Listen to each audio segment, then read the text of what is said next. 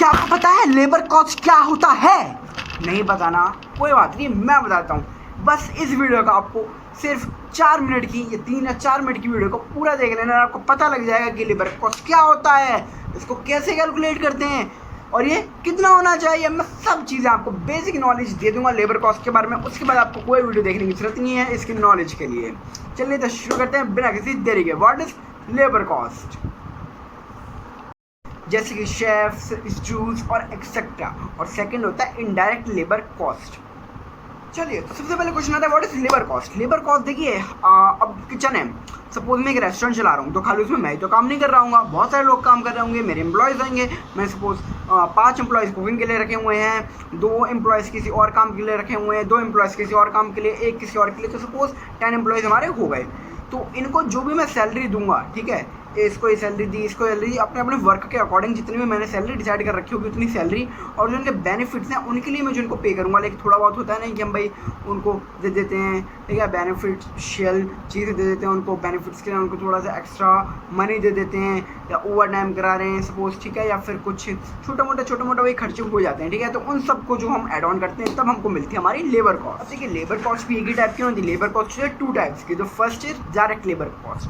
Direct labour cost उससे related होता है जो लोग प्रोडक्शन ऑफ गुड्स और जो सर्विसेज है, means production of goods and services में इन्वॉल्व होते हैं, जैसे कि शेफ्स, स्टूल्स और एक्सेट्रा। और सेकंड होता है इनडायरेक्ट लेबर कॉस्ट। अब भाई जो इनडायरेक्ट लेबर कॉस्ट क्या है, देखिए ये इनडायरेक्ट लेबर कॉस्ट इनसे रिलेटेड होती है जो कि production of food and services से में इन्वॉल्व नहीं होते, जैसे कि हमारा सिक्योरिटी गार्ड आ गया, कैशियर आ गया, मैनेजर आ गया, है ना, सुपरवाइजर आ गया, एक्सेट्रा और भी लोग। यहाँ देखिए हम लेबर कॉस्ट को कैसे कैलकुलेट करें। देखिए लेबर कॉस्ट खाली ना हमारा स्टाफ सैलरी नहीं होता कि भाई आपने स्टाफ को सैलरी दे दी जो भी आपके अंदर काम कर रहा है, खाली वो लेबर कॉस्ट नहीं होता। जैसे मैंने आपको बताया कि हमारी लेबर कॉस्ट में खाली स्टाफ सैलरी इंक्लूड नहीं रहती, उनके बेनिफिट्स के लिए जो हम खर्चे करते हैं, एक्सपेंसेस करते हैं, वो भी इंक्लूड होते हैं। अब भाई मेरे व्यूअर्स पूछेंगे, ऑडियंस पूछेगी, लोग पूछेंगे, भाई लोग पूछेंगे कि भाई जो ये हम एक्स्ट्रा खर्चे करने उनके बेनिफिट्स के लिए क्या क्या होते हैं। ये मेरे दिमाग में भी यही सवाल आया था जब मैं पढ़ रहा था कि तो हमारे एक्स्ट्रा खर्चे ऐसे होते हैं भाई, बोनस हो गया, ओवर टाइम हो गया, मील्स हो गया, रूम रेंट हो गया, पे टाइम ऑफ हो गया, है ना, uniform, cell phones, health insurance, medical tax, है ना, सोशल सिक्योरिटी टैक्स एक्सेट्रा, और भी बहुत सारी चीज़ें होती हैं। अब देखिए सपोज आज है जुलाई 1, ठीक है, और आपको जून मंथ का जो हमारा 20 गया पहला उसका लेबर कॉस्ट आपको जो है वो कैलकुलेट करना है। तो कैसे करेंगे, देखिए हम जून स्टाफ एक्सपेंसेस देखते हैं, ठीक है। तो हमारे यहाँ पे आता है पहले तो टोटल स्टाफ सैलरी 60,000 रुपीज़, ठीक है। फिर आता है स्टाफ मील्स, वो हमारा आता है 15,000 रुपीज़। फिर आता है रूम रेंट और इलेक्ट्रिसिटी प्लस इलेक्ट्रिसिटी, वो आता है हमारा 8,000 रुपीज़, ठीक है। फिर आता है हमारा ओवर टाइम आवर्स, वो आता है 3,000 रुपीज़। फिर आता है सोशल सिक्योरिटी टैक्स, वो आता है हमारा 2,000 रुपीज़। फिर आता है हेल्थ इंश्योरेंस, वो आता है 2,000 रुपीज़। हमारा पूरा जून लेबर कॉस्ट बन गया 90,000 रुपीज़।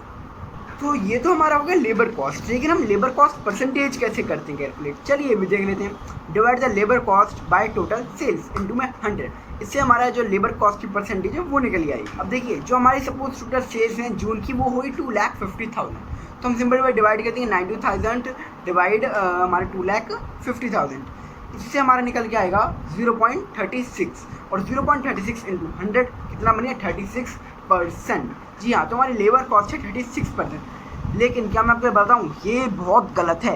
ये किसी भी रेस्टोरेंट की जो लेबर कॉस्ट है वो लेस देन 30% होना चाहिए, उससे ग्रेटर नहीं होना चाहिए। तो यार आप सबके मन में सवाल आ रहा होगा कि ईशान भाई कि हमने लेबर कॉस्ट अगर मोर देन 30% आ रही तो क्या डिसएडवांटेज है, क्या हमको हार्म है। भाई देखो आपको हार्म ये है कि बिजनेस को आपको जो है हार्म करेगा, आपको प्रॉफिट बहुत ज़्यादा कम बनेगा, आपको लॉस भी हो सकता है, ठीक है, इतना हार्म कर सकता है आपको, ठीक है ना। अब आप कहोगे कि भाई ईशान भाई ये तो बता दो इस वीडियो में कि इसको कंट्रोल कैसे करें। नहीं यार, मैं आपके लिए जो छोटी छोटी शॉर्ट वीडियोस लाना चाहता हूँ 4-5 मिनट्स की, जिससे आप थोड़ा धीरे धीरे सीखें, ठीक है, शॉर्ट में आपको बहुत सीखने को मिल जाए। इसलिए मैं आपकी जो how to control labour cost की वीडियो जल्द ही लाऊंगा नेक्स्ट 1 to 2 वीक्स में। Stay tune. जब तक के लिए आपको मैंने बेसिक नॉलेज दी कि हम लेबर कॉस्ट क्या होती है, उसको कैसे कैलकुलेट करते हैं, उसकी परसेंटेज के बारे में दी, है ना, और कितनी होनी चाहिए।